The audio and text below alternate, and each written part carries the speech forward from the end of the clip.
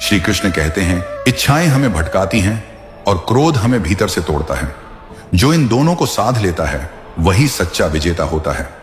यह उपदेश श्रीमद् भगवद गीता का एक अत्यंत गहन और आत्मशोध से भरा हुआ ज्ञान है। यह केवल एक दार्शनिक बात नहीं है, बल्कि एक ऐसी सच्चाई है जो जीवन के हर स्तर पर हमें प्रभावित करती है।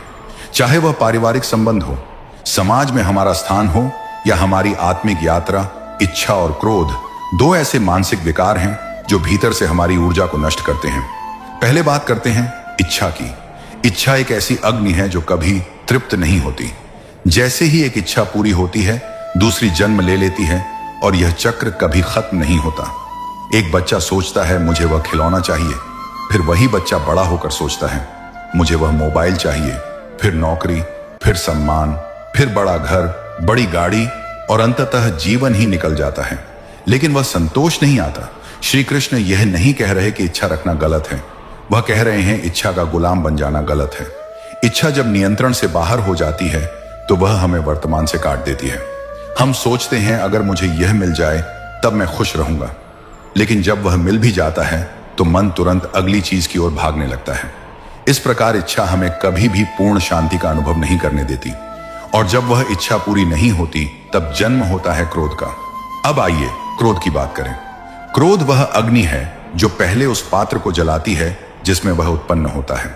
कई बार हम किसी की बात पर क्रोधित हो जाते हैं।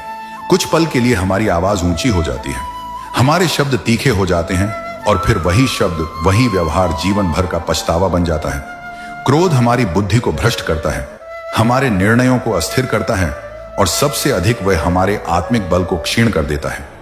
श्री कृष्ण कहते हैं कि जिसने इन दोनों को जीत लिया वह न केवल संसार में शांति से जी सकता है, बल्कि वह मुक्ति के मार्ग पर भी आगे बढ़ सकता है।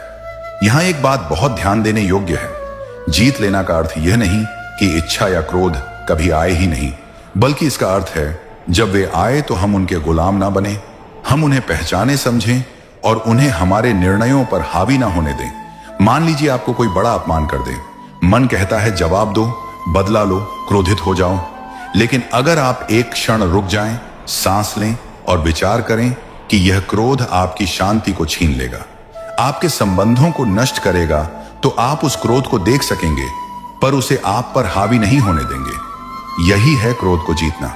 और इच्छा के संदर्भ में अगर आप यह समझ जाएं कि संसार की प्रत्येक वस्तु क्षणिक है और जो भी आपको मिल रहा है वह आपके कर्मों का फल है,